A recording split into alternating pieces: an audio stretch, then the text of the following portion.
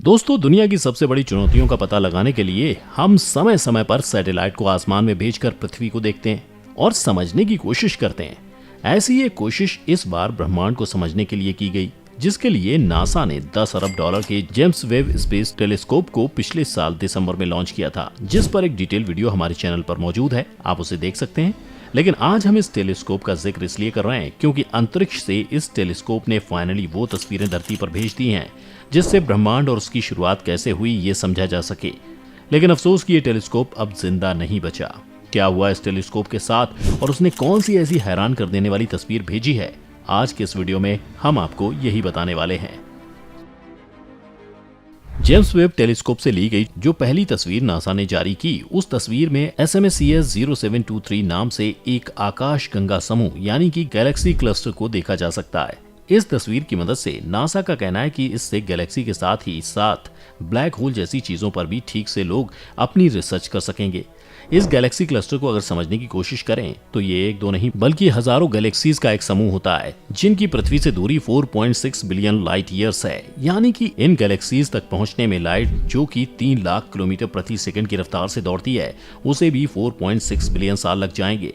अब ऐसे में इस गैलेक्सी क्लस्टर की इमेज को टेलीस्कोप ने कैसे क्लिक किया, इसे समझने के लिए आपको बता दें कि जब किसी चीज से लाइट टकराकर आपकी आंखों तक आती है तो उस चीज को आप देख पाते हैं, लेकिन अगर किसी दूरी पर मौजूद चीज से लाइट टकराकर आ तो रही है लेकिन आप उसे देख नहीं पाते। ऐसा इसलिए क्योंकि दूरी ट्रेवल करने के कारण लाइट की फ्रीक्वेंसी वही नहीं रहती जो उसकी इमेज को बना सके।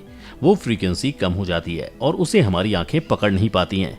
लेकिन यही तो इस टेलीस्कोप की खासियत है कि इसने 4.6 बिलियन लाइट ईयर दूरी की गैलेक्सी से आने वाली लाइट की लोएस्ट फ्रीक्वेंसी को भी कैप्चर करके उसकी इमेज को बिल्ड कर लिया है।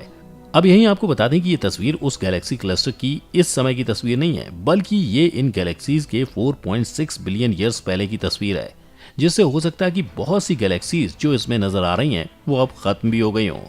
लेकिन इस तस्वीर की सबसे खास बात यह है कि उसने उन गैलेक्सीज की अब तक की सबसे शार्प तस्वीर खींचकर भेजी है।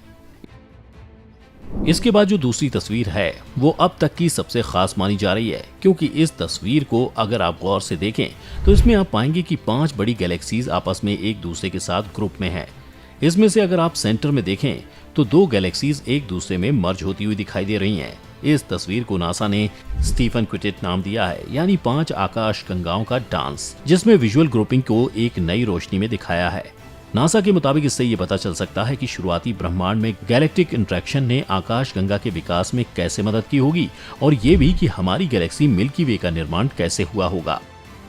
इसके बाद तीसरे तस्वीर की बात करें तो इस तस्वीर में सदर्न रिंग नाम के नेबुला के एक तारे को देखा जा सकता है। अब आप कहेंगे कि नेबुला क्या होता है, तो आपको बता दें कि नेबुला गैस और डस्ट से बनने वाले बादल होते हैं जिनके बीच तारों का जन्म होता है।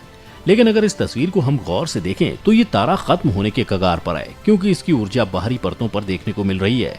नासा के कहे हिसाब से जाएं तो इस तस्वीर के सेंटर में मौजूद मंद तारा हजारों सालों से सभी दिशाओं में गैस और धूल के छल्ले यानी कि रिंग भेज रहा है और ये तारा धरती से लगभग 2500 प्रकाश वर्ष दूर है। इस तस्वीर के जरिए वैज्ञानिक ये सोच रहे हैं कि इस पर की जाने वाली रिसर्च से हमें ये पता चल सकता है कि कोई तारा जब खत्म होने की स्थिति में आ जाता है तो उसमें क्या बदलाव होते हैं।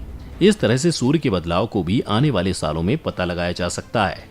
अब तक आपने एक तारे की मौत की तस्वीर तो देख ली, अब आइए आपको चौथी तस्वीर दिखाते हैं जिसमें एक तारे के जन्म को दिखाया गया है कि कोई तारा जब जन्म लेता है तो वो कैसे दिखता है।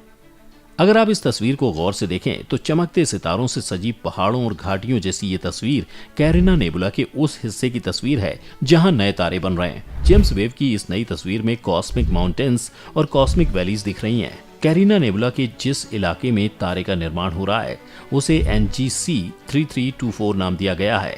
इसमें सबसे ऊंचा पहाड़ 7 लाइट ईयर्स का है। दोस्तों, ये था जेम्स वेब टेलीस्कोप से भेजी गई तस्वीरों की कहानी। लेकिन ये कहानी का सिलसिला यहीं खत्म भी हो गया, क्योंकि अब जेम्स वेब टेलीस्कोप भी जिंदा नहीं बचा है। खबर ये आई है कि 22 मई से 24 मई के बीच एक शीशे पर छोटा उल्कापिंड टकराया था। इसके अलावा लॉन्चिंग के बाद से टेलीस्कोप से 6 छोटे उल्कापिंड की टक्कर हुई। इस डेटा के मुताबिक लगभग हर महीने एक उल्कापिंड टेलीस्कोप से टकरा रहा था। हालांकि शुरुआती 5 का कोई ज्यादा प्रभाव नहीं पड़ा, लेकिन छठे उल्कापिंड ने बहुत बड़ा नुकसान पहुंचा दिया है, जिससे कि उसका मेन मिरर डैमेज हुआ है। इसीलिए अब ये कहा जा रहा है कि ये टेलीस्कोप जिसने कुछ दिन पहले ही उम्मीद जताई थी ब्रह्मांड के राज खोलने की, वो खुद ही बर्बाद हो चुका है।